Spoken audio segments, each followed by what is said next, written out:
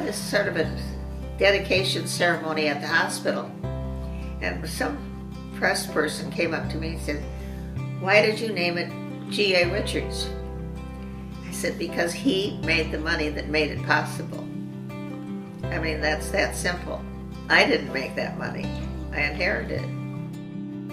I really don't know why he got interested in radio, because he worked for General Motors, but first he worked for Firestone Tire and River Company. And there's an interesting story about how he left them. He was 22 years old. He's sort of a slight guy, blonde.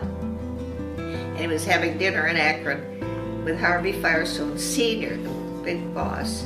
And Harvey Firestone Jr. and his brand new wife came back from their honeymoon.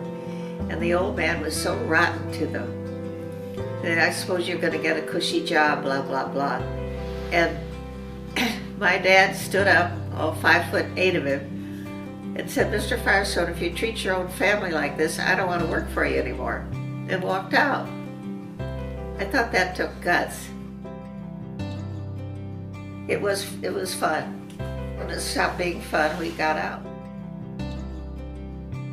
I don't know, because I think education is probably the only thing that's going to save our country. And it's not doing a very good job right now. I mean, because it's chaotic and divided, and a lot of hate going on. It's bad. Right. I always thought that my dad would have lived longer if he had had more education. And I remember one time I was sitting in New York with one of the aunts, one of his sisters, who were 4 absolutely impossible women.